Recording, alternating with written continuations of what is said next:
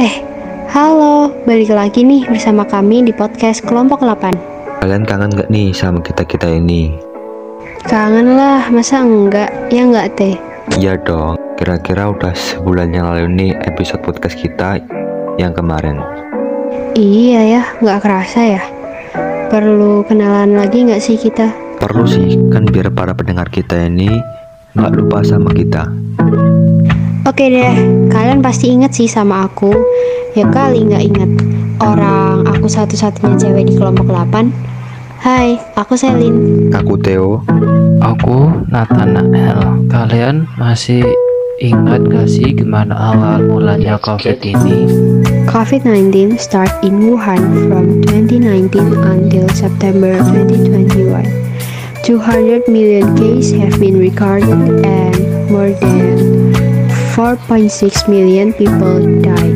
The first case was on December 31, 2019. On January 30, 2020, WHO declared a COVID-19 outbreak. On March 7, 2020, 100,000 cases of COVID-19 have been recorded, and WHO declared COVID-19 a pandemic on March 11, 2020. Many IT were done to reduce the spread of COVID-19, such as maintaining distance, physical contact, washing hand, and wear mask. March 17, 2020, a modern vaccine trial was conducted. Various variants of the COVID-19 began to emerge, such as the Lambda variant in Peru on August 2020, the Alpha variant in the UK on September 2020, the Delta variant in India on December 2020. Then on April 27, 2021, about 1 billion doses of the vaccine were administered. From this pandemic, we need to prepare for the virus and other variants that will come. Also maintain the body's immunity to prevent being exposed to COVID-19. Sengsara banget gak sih kalau di masa pandemi ini? Sulit untuk keluar, banyak peraturan kalau keluar rumah. Iya, tapi kita harus sabar, ikuti semua protokol kesehatan yang ada, kayak kisah sengsara Tuhan Yesus. Yesus selalu sabar dan berserah diri kepada Allah Bapa, dan mendoakan orang-orang yang mengoloknya dalam menghadapi penderitaannya. Mungkin pandemi konsekuensinya yang diberikan Allah kepada kita umat manusia. Kita harus bersabar dan menerimanya juga, dan berharap agar pandemi ini segera berakhir. Ini aku habis lihat puisi tentang pandemi sekarang. Nah, aku nemu satu yang bagus banget nih. Ini puisinya.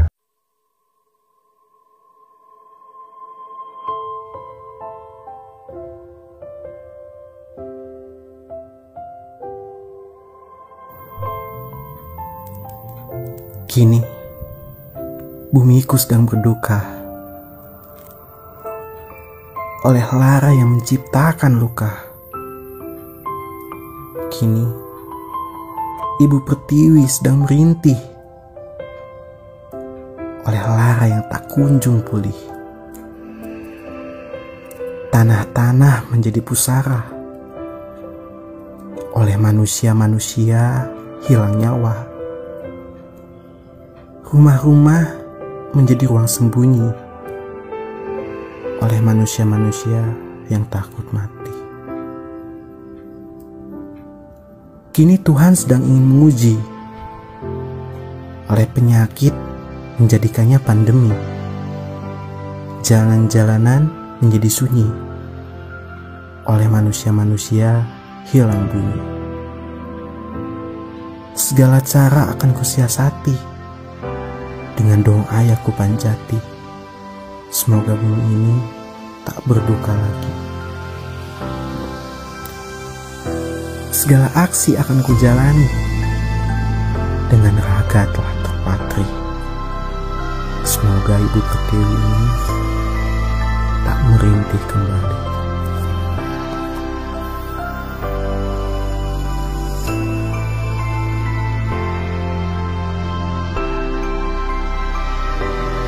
Bagus banget, terasa banget sedihnya, tapi tahu nggak maknanya apa?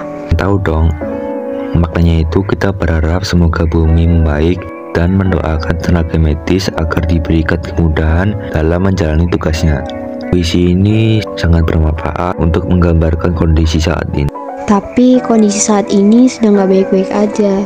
Kalian tahu gak sih kalau PJJ ditiadakan kembali? Oh, masa sih? Bukan cuma sekolah kita doang, tapi semua sekolah se-Surakarta. Wah, kok bisa sih? Emang kenapa? Ya itu, sekolahan di Surakarta banyak yang terpapar virus Omikron. Jadi Pemkot menganjurkan menutup sekolah demi kesehatan peserta didik dan guru. Ya, gak asik kalau PJJ lagi. Ya, aku sangat menyadari kalau PJJ itu nggak seasik PTM. Jadi kita harus mematuhi peraturan pemerintah karena masing-masing Pemda mempunyai tugas dan juga kewenangan untuk mencegah dan mengendalikan virus corona. Lalu, biaya dan pengendalian virus Omikron dari mana? Menurut aturan otonomi daerah, maka harus dianggaran melalui anggaran pendapatan dan belanja daerah atau singkatnya APBD. Kalian pasti udah dengar berita akhir ini. Virus Omikron makin naik ini kasusnya, apalagi daerah kita aja banyak. Iya, padahal kita udah senang nih sekolah tatap muka, bisa ketemu sama teman biar nggak bosan mulu di rumah. Sekarang jadi PJJ lagi. Lebih enakan PTM nggak sih? Kita bisa lebih gampang paham sama materi, dan kalau bingung kita bisa tanya langsung ke guru. Ya, tapi kondisinya emang baru parah, kita bisa apa? Iya, kita juga nggak boleh ngeyel, udah keputusan pemerintah. Nanti kita sendiri yang kena kan amit-amit ya. Kalau kamu ada nggak materi yang belum kamu pahami? Iya, ada sih, apalagi kalau PJJ gini bawaannya mager. Aku sih masih bingung sama materi matematika yang trigonometri itu.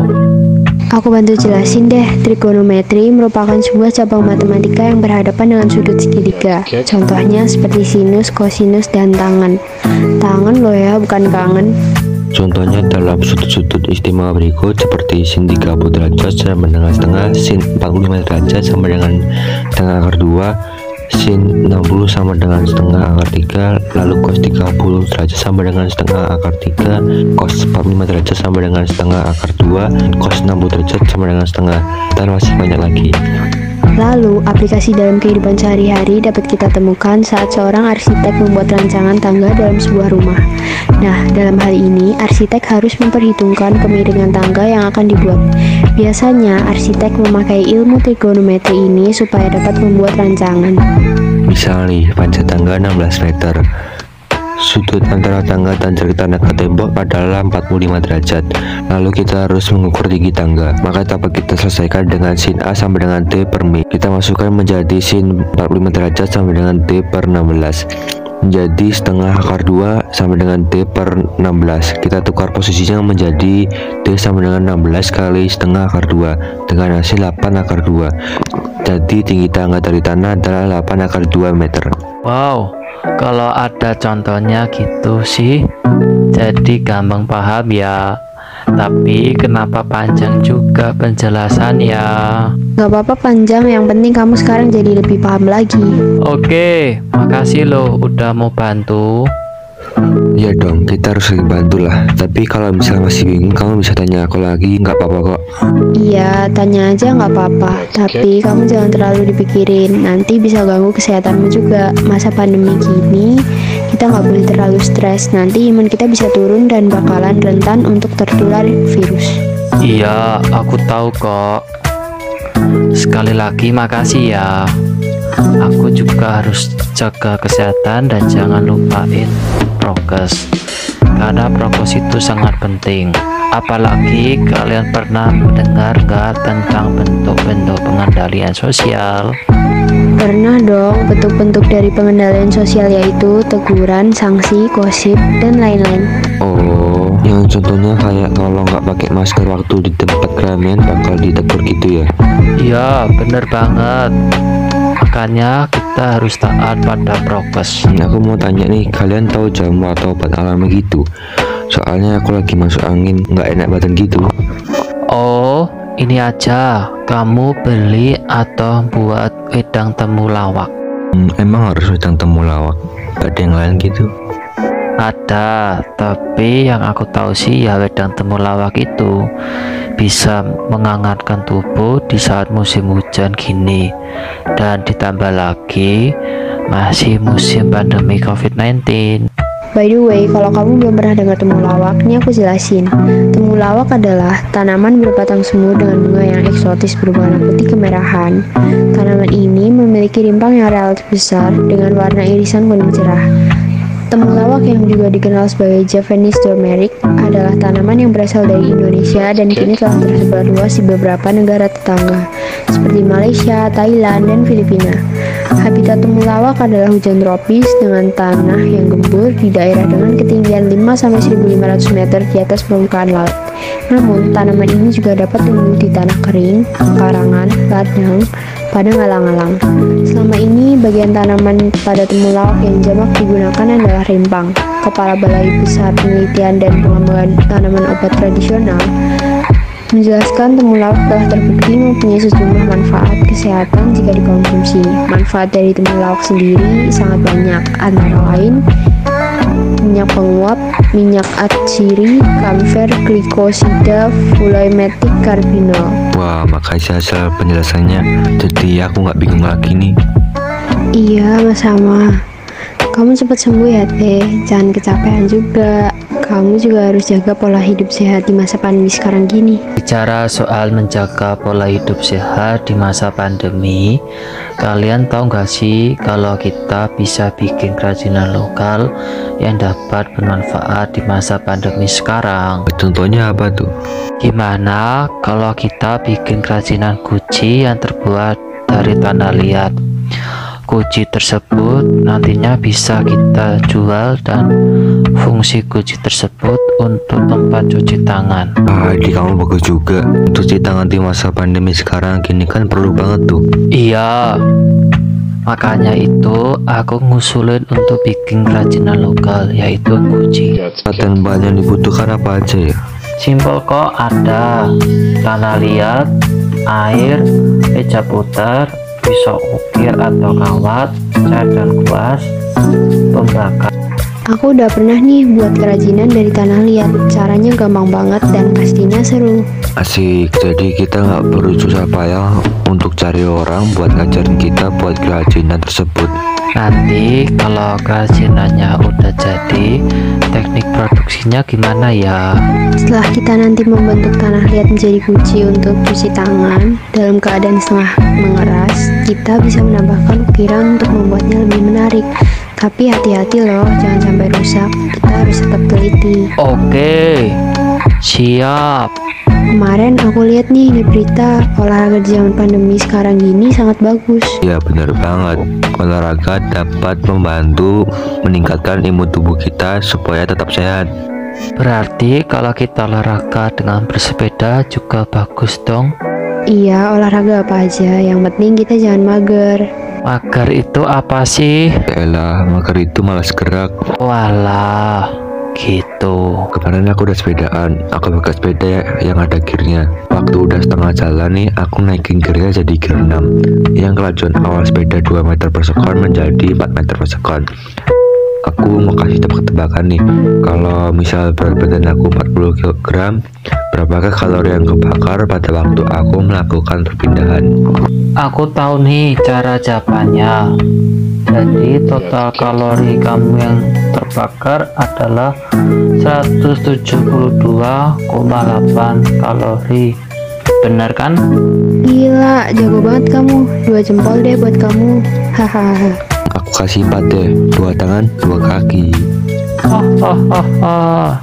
Bisa aja kalian.